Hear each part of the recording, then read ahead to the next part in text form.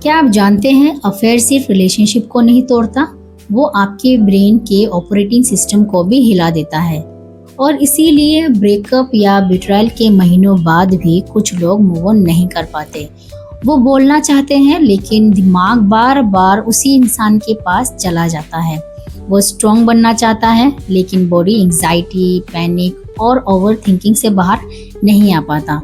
अगर आपके साथ भी ऐसा हो रहा है तो शायद प्रॉब्लम आपकी विल पावर नहीं है। प्रॉब्लम ये है कि बिट्रायल ने सिर्फ आपकी दिल ही नहीं, आपका ब्रेन, नर्वस सिस्टम और आइडेंटिटी को भी डीपली अफेक्ट किया है। आज की वीडियो में हम मोटिवेशन, साइंस और मैनिफेस्टेशन की लैंग्वेज में हम बात करेंगे। हम समझेंगे कि trauma science, brain science, nervous system और साइंटिफिकली एक्सप्लेन मैनिफेस्टेशन का हीलिंग से क्या कनेक्शन है और कैसे आप अपनी पूरी आइडेंटिटी को दोबारा बिल्ड करके इस पेन से बाहर निकल सकते हैं। तो बिना किसी डिले के चलते हैं शुरू करते हैं। आज हम पार्ट 1 में सीखेंगे ट्रॉमा साइंस। सबसे पहले एक बात समझिए, बिट्रायल सिर्फ इमोशनल पेन नहीं होता, ब्रेन इसे सर्वाइवल ट्रीट की तरह प्रोसेस करता है। इसीलिए अफेयर का पता चलने के बाद लोगों को सिर्फ सैडनेस नहीं होती, उन्हें panic attack, anxiety, over thinking और बॉडी पेन भी फील करता है। यह ओवर रिएक्शन नहीं है, ये ट्रॉमा रिस्पॉन्स है। ब्रेन कहता है अगर जिस इंसान पर मैंने सबसे ज्यादा ट्रस्ट किया वही अनसेफ निकला तो दुनिया में सेफ कौन है, और वहीं से हीलिंग मुश्किल लगने लगती है। अगर आपने कभी सोचा है कि मैं इतना ओवर थिंक क्यों करता हूँ, तो वीडियो अंत तक जरूर देखिए क्योंकि जवाब आपके ब्रेन के अंदर छुपा है। आइए बात करते हैं पार्ट 2 ब्रेन साइंस की ओर। ब्रेन में एक छोटा सा स्ट्रक्चर होता है जिसे कहते हैं अमिगडाला। ये अलार्म सिस्टम है। जब बिट्रायल होता है, अमिगडाला हर छोटी चीज को डेंजर समझने लगता है, जैसे कि late reply danger, phone silent danger, partner बाहर गया डेंजर। प्रॉब्लम रियलिटी नहीं होती, प्रॉब्लम ये होती है कि अलार्म ऑफ ही नहीं होता। इसी वजह से आप काम रहना चाहते हो लेकिन बॉडी अलाउ ही नहीं करती। इसका दूसरा स्ट्रक्चर है हिप्पोकैम्पस।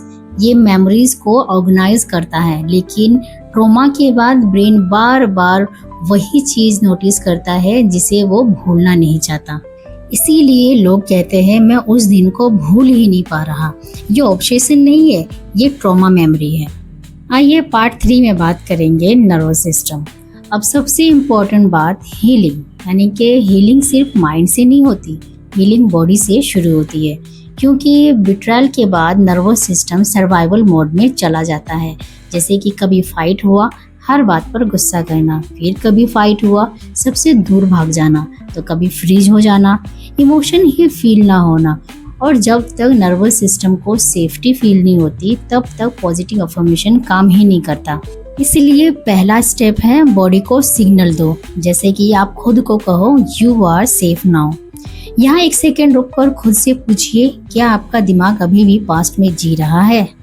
अब बात करते हैं मैनिफेस्टेशन की।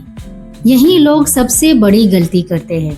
मैनिफेस्टेशन का मतलब ये नहीं है कि यूनिवर्स मैजिकली चीटिंग को अंडू कर दे या जिसने धोखा दिया वो वापस परफेक्ट इंसान बन जाए।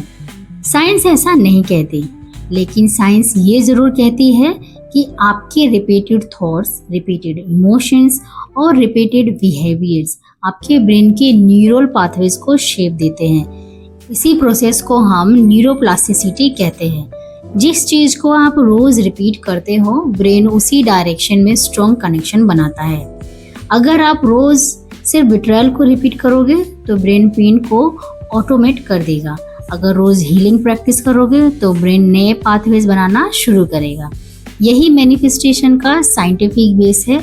मैनिफेस्टेशन फ्यूचर को मैजिक से नहीं बदलता, मैनिफेस्टेशन पहले ब्रेन को पैटर्न्स बदलता है और ब्रेन के पैटर्न्स आपके डिसीजन बदलते हैं। डिसीजन ही आपकी लाइफ बदलने में हेल्प करती है। यहाँ एक पावरफुल लाइन याद रखिए, मैनिफेस्टेशन रियलिटी से भागना नहीं है, मैनिफेस्टेशन अपनी रियलिटी क्रिएट करने लायक इंसान बनना है। अब बात करते हैं आइडेंटिटी हीलिंग। सबसे बड़ा डैमेज अफेयर नहीं करता, सबसे बड़ा डैमेज आइडेंटिटी को होता है। पहले आइडेंटिटी थी कि मैं लवेबल हूँ, अब आइडेंटिटी बन जाती है मैं इनफ नहीं हूँ, शायद मुझ में ही कमी थी, शायद मुझे फिर से धोखा मिलेगा। और ब्रेन आइडेंटिटी के हिसाब से एविडेंस ढूंढने लगता है। इसीलिए हीलिंग का मतलब सिर्फ पार्टनर को माफ करना नहीं, हीलिंग का मतलब है अपनी आइडेंटिटी को रिवायर करना। रोज खुद से पूछिए, मैं कौन बनना चाहता हूँ, एक विक्टिम या एक इमोशनली पावरफुल इंसान? क्योंकि आइडेंटिटी बदलेगी तो थॉट्स बदलेंगे, थॉट्स बदलेंगे तो इमोशंस बदलेंगे, इमोशंस बदलेंगे तो डिसीजंस बदलेंगे, और वही डिसीजन नई रियलिटी क्रिएट करेंगे। अब हम बात करेंगे प्रैक्टिकल हीलिंग की। हर सुबह सिर्फ 5 मिनट के लिए आंखें बंद कर दीजिए, डीप ब्रीदिंग कीजिए, अपनी बॉडी को काम होने दीजिए। फिर इमेजिन कीजिए आप ऑलरेडी सेफ हैं, आप रिस्पेक्टेड हैं, आप इमोशनली सिक्योर हैं। सिर्फ इमेजिन मत कीजिए, उस इमोशन को फील भी कीजिए। उसके बाद एक एक्शन लीजिए, एक्सरसाइज, जर्नल, वॉक और मेडिटेशन, या किसी ट्रस्टेड इंसान से बात। विजुअलाइजेशन बिना एक्शन के सिर्फ इमेजिनेशन है, विजुअलाइजेशन के साथ कांस्टेंट एक्शन ब्रेन रिवायर बन सकता है। याद रखिए, जिस दिन किसी ने आपको चीट किया था उस दिन आपकी स्टोरी खत्म नहीं हुई थी, उस दिन सिर्फ एक चैप्टर खत्म हुआ था। साइंस कहती है कि ब्रेन चेंज हो सकता है, नर्वस सिस्टम रेगुलेट हो सकते हैं, आइडेंटिटी रिवायर हो सकती है, और जब आइडेंटिटी बदलती है तब आपकी पूरी लाइफ की डायरेक्शन बदल सकती है। इसलिए अपनी एनर्जी उस इंसान को बदलने में मत लगाइए जिसने आपको हर्ट किया।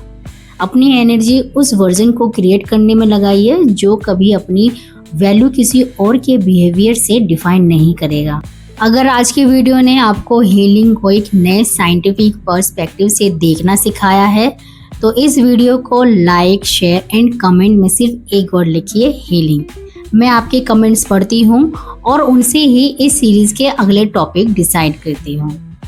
और इस सीरीज का अगला एपिसोड बिल्कुल मिस मत कीजिए, क्योंकि अगले पार्ट में हम एक बहुत बड़ा सवाल एक्सप्लोर करेंगे, जैसे कि क्या प्यार दोबारा वापस आ सकता है, क्या ट्रस्ट दोबारा बिल्ड हो सकता है, क्या ब्रेन रिवायरिंग के बाद किसी को फिर से जेन्युइनली ट्रस्ट कर सकेगा, और मैनिफेस्टेशन को साइंटिफिकली कैसे यूज़ करें ताकि हम अपने पुराने पेन को रिपीट न करें बल्कि हेल्दी और सिक्योर रिलेशनशिप क्रिएट कर सकें।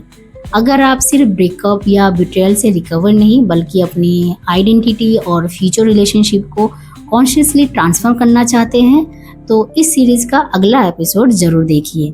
याद रखिए, हीलिंग का एंड सिर्फ पेन का ख़त्म नहीं होना होता। असली हीलिंग तब होती है जब आपका ब्रेन, आपका नर्वस सिस्टम और आपकी आइडेंटिटी मिलकर एक नई रियलिटी क्रिएट करती है। चलो मिलते हैं अगले एपिसोड में।